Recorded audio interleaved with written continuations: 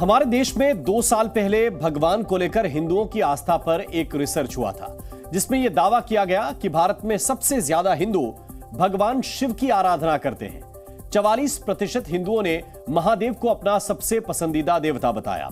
और ज्ञानवापी को लेकर हिंदू पक्ष का दावा यह है कि जिस जगह पर मस्जिद है वहां पहले महादेव का मंदिर था, यानी काशी विश्वनाथ का असली स्थान वहीं पर है।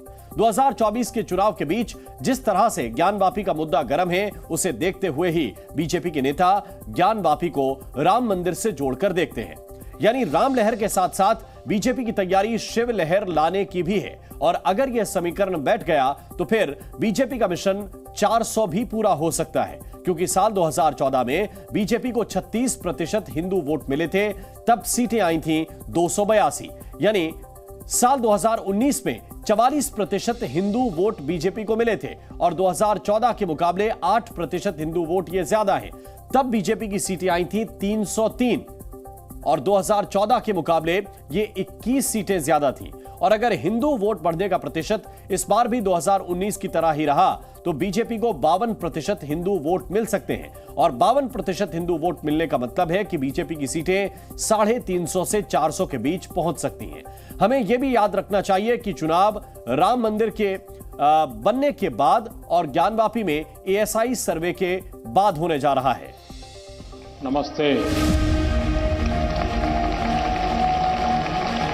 आज आप उस जगह पे हैं।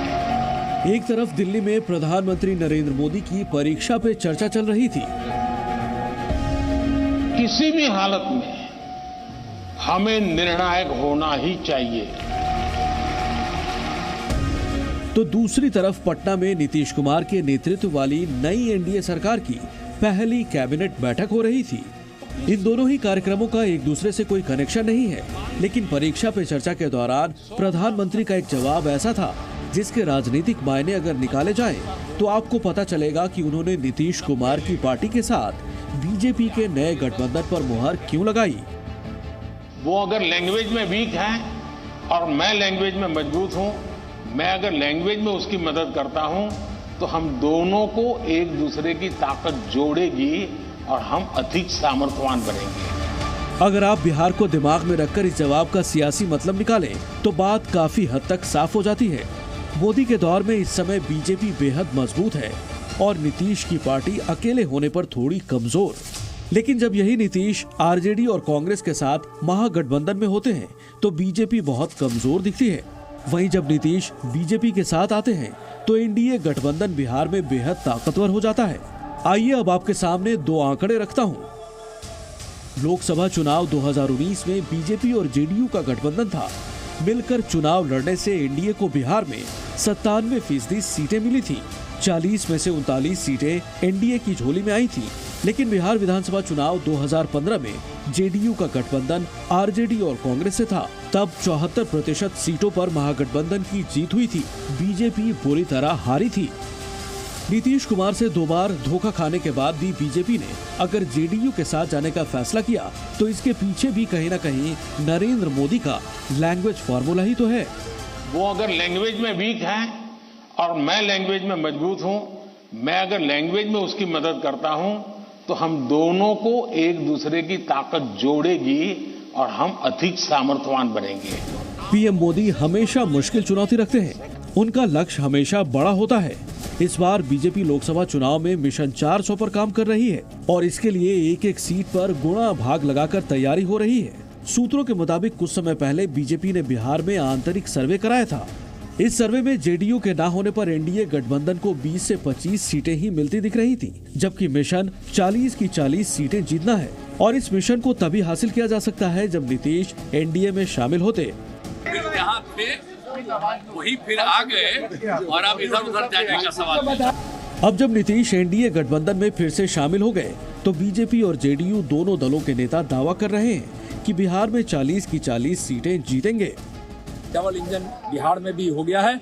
अब यहाँ विकास दौड़ेगी। 2024 से 2025 40 की 40 सीट लेंगे और 25 में भी पूर्ण बहुमत की सरकार बनेगी। मुख्यमंत्री बम रहिए और आप लोग काम करिए पूरा क्षेत्र में जाके सभी सांसद लोग और एकदम एनडीए गठबंधन को एकदम जिता देना है और एकदम 400 पार कर देना है। जेडीयू सांसदों के साथ बैठक में खुद नीतीश कुमार ने मिशन 40 की तैयारी के निर्देश दिए। एनडीए के साथ नई सरकार बनाने के बाद 4 फरवरी को पहली बार नीतीश प्रधानमंत्री नरेंद्र मोदी के साथ एक मंच पर दिखेंगे। बिहार के बेतिया में पीएम 20,000 करोड़ की विकास परियोजनाओं का शिलान्यास और उद्घाटन करेंगे और उसके बाद चुनावी रैली को भी संबोधित करेंगे। झारखंड के धनबाद में चुनावी रैली के बाद दोपहर में वो बेतिया पहुंचेंगे। यानी 4 फरवरी बिहार और झारखंड दोनों राज्यों में पीएम मोदी के चुनावी अभियान के आरंभ की तारीख होगी। बिहार में मोदी के लिए नीतीश का साथ इसलिए भी जरूरी है क्योंकि जिस जाति से नीतीश आते हैं उस जाति का बिहार में 3% वोट है। इसके अलावा पिछड़ी जातियों में भी नीतीश का जनाधार है, जिसका फायदा वोट के तौर पर बीजेपी को भी होगा। गठबंधन में बीजेपी बड़े भाई की भूमिका निभाएगी। नीतीश की बेदाग छवि और महिला हितैषी नीति का भी लाभ एनडीए को होगा। जिस जातीय जनगणना के मुद्दे पर विपक्ष ने बीजेपी को घेरने की कोशिश की थी, उसके अगुवा भी नीतीश ही थे। अब नीतीश बीजेपी के साथ है तो जातीय जनगणना के फैसले को भी एनडीए गठबंधन अपनी तरफ भुनाना चाहेगा। सिर्फ विकास, विकास और विकास। बिहार के विकास की चिंता के लिए नीतीश जी का हम लोग स्वागत भी करते हैं कि वो एनडीए में वापस आए और बिहार के विकास के लिए डबल इंजन की सरकार यहाँ चलेगी। कल तक मोदी के खिलाफ इंडिया गठबंधन को मजबूत कर रहे नीतीश के अचानक मोदी के पाले में चले जाने से विपक्ष में हड़कंप मचा हुआ है। राहुल गांधी की भारत जोड़ो न्याय यात्रा बिहार पहुंच चुकी है, लेकिन लगातार सुर्खियों में एनडीए सरकार और नीतीश कुमार हैं। परसों ही हमारे पास के एक नेता को उधर लेके गए।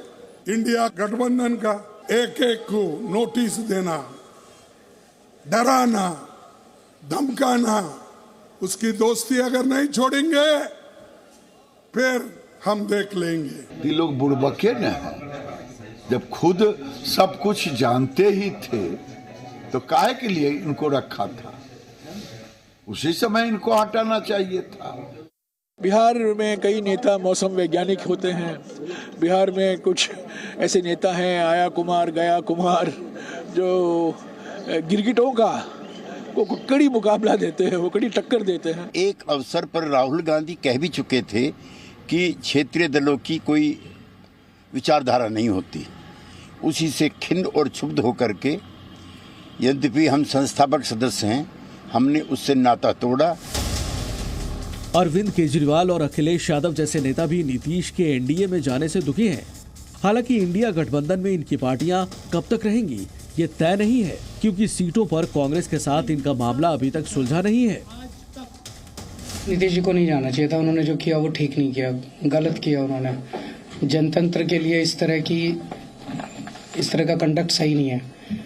लेकिन जो मेरी अपनी समझ है लोगों की सोच की और जो रिएक्शंस आ रहे हैं, इससे एनडीए को फायदे की बजाय भारी नुकसान होगा बिहार के अंदर। ये तो रिजल्ट्स ही बताएंगे, लेकिन मेरा अपना मानना है कि एनडीए को बिहार के अंदर इससे काफी ज्यादा नुकसान होगा। इंडिया गठबंधन को फायदा होगा। तो नीतीश जी का अनरिकग्नाइज्ड पार्टी के लग पता चलता है कि इधर किसमें one has to keep track. लेकिन आदमी को दाद दी ना, that yet he has maintained that vote bank, which is why everybody is accepting him. Nitish का बीजेपी के साथ फिर से आना और बीजेपी का नीतीश से दोबारा गठबंधन नहीं करने की कसम तोड़ना मीडिया में जरूर वायरल है।